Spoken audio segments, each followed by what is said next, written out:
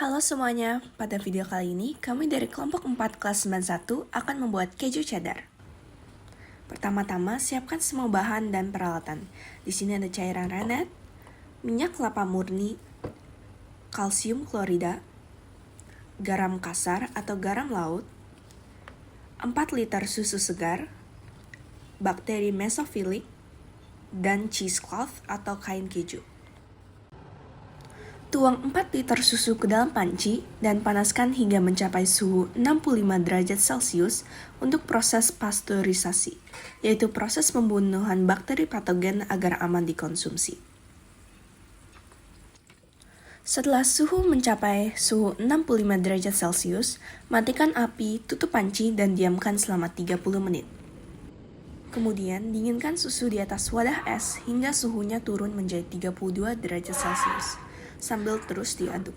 Susu harus di suhu tersebut karena bakteri mesofilik hanya bisa bereaksi jika di suhu 35 derajat sampai 30 derajat atau suhu ruangan. Lalu ambillah sekitar 0,25 sampai 0,3 gram dengan sendok takar. Lalu masukkan bakteri mesofilik, aduk rata dan diamkan selama 40 menit dengan keadaan panci tertutup.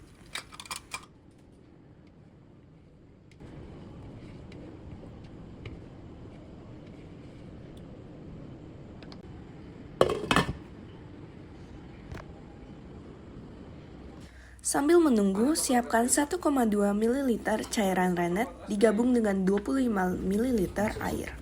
Aduk hingga tercampur rata.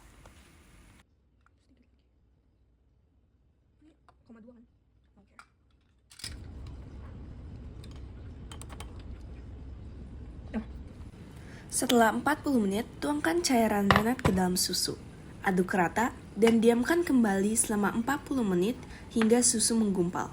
Proses ini disebut proses koagulasi.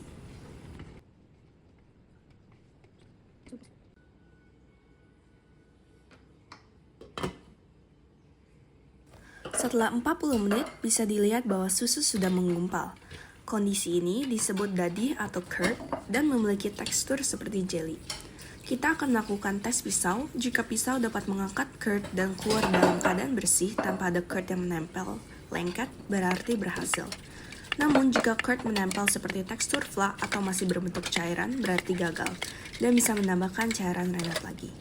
Setelah menggumpal, potong curd menjadi kotak-kotak kecil, lalu diamkan selama 5 menit.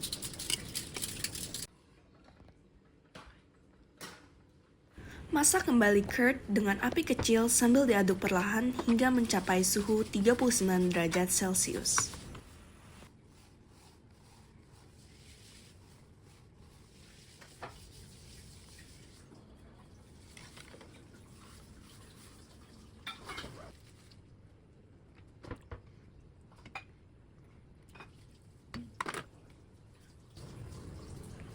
Lalu, matikan api, tutup panci, dan diamkan selama 40 menit. Siapkan saringan dan cheesecloth, lalu lapisi cheesecloth di atas saringan tersebut. Kemudian, saring menggunakan cheesecloth untuk memisahkan curd dari air didih atau whey. Di sini saya menggunakan panci tambahan untuk menyaring whey-nya. Whey ini jangan sembarang dibuang ya, karena bisa digunakan untuk membuat keju berikutnya. Pastikan curd tersaring, semuanya kering, dan tidak ada whey sisa. Saya tidak membuang sisa whey karena masih dibutuhkan untuk menjaga suhu curd.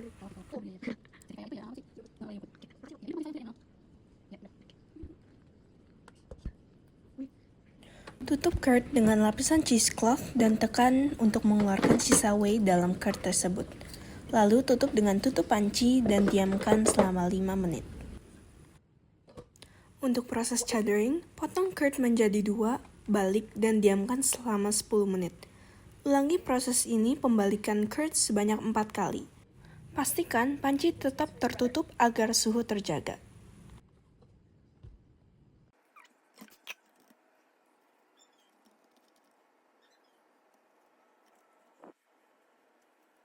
Untuk proses balik terakhir atau keempat, diamkan selama 15 menit.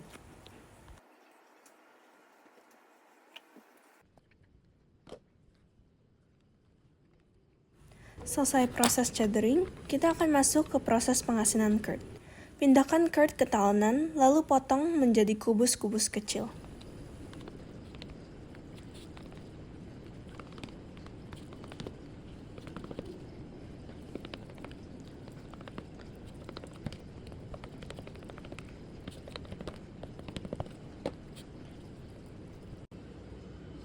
Masukkan curd kembali ke panci sisa cairan whey yang sudah dibuang atau disimpan. Tambahkan garam laut kasar secukupnya dan campur dengan tangan. Pastikan curd diremas menjadi remah-remah agar membuat keju lebih halus nantinya.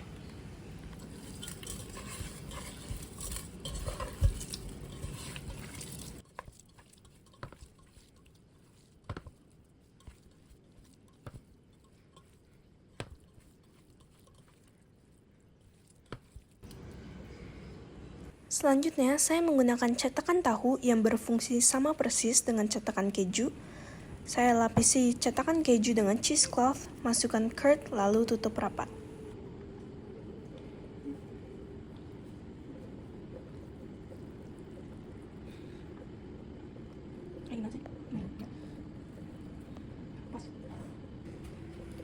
Tekan dengan beban berat 7 kilo selama 30 menit, lalu balik dan tekan lagi selama semalaman. Sekarang, tahap ini sudah masuk proses pematangan. Dikarenakan beban saya kurang kuat dan tekannya kurang lama, keju masih dalam keadaan basah dan perlu dikeringkan dengan udara. Pastikan suhu sekitaran 20 derajat Celcius dan tidak ada binatang yang menghinggapi.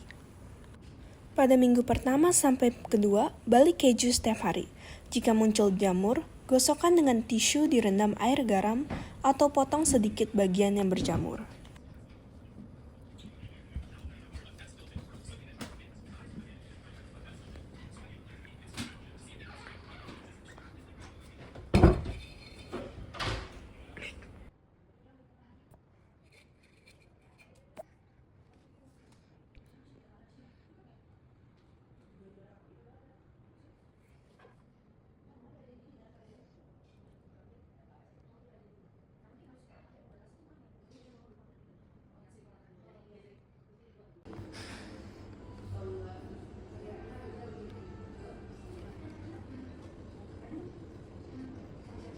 Pada minggu ketiga sampai 4, balik keju setiap 3 hari sekali.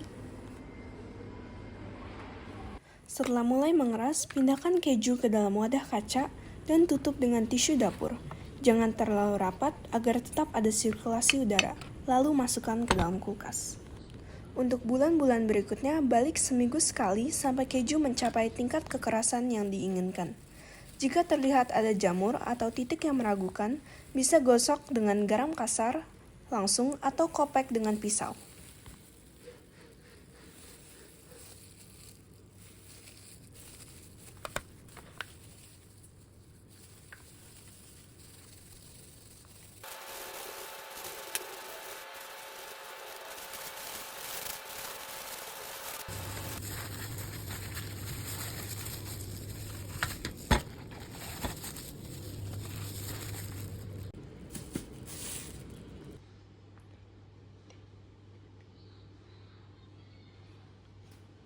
Setelah lebih dari 1 bulan, keju sudah menghasilkan warna kuning keorenan yang sangat cantik dan wangi perpaduan asin, manis, dan juga creamy.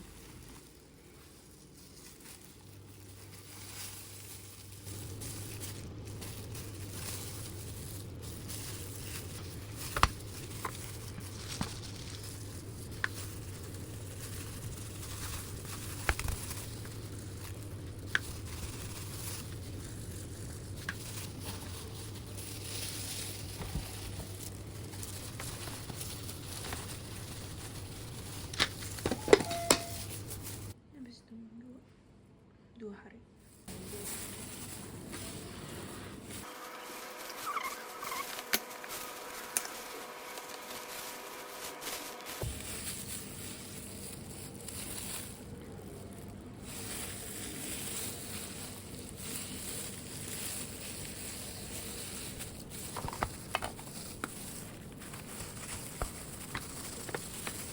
Terakhir, jika sudah ingin santap, kupas lapisan tipis terluar untuk membersihkan sisa jamur dan keju cheddar homemade sudah jadi.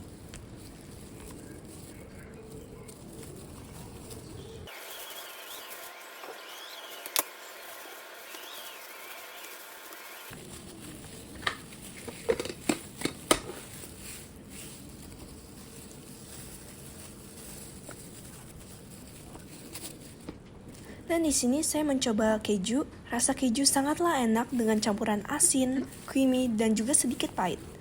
Terasa seperti keju asli.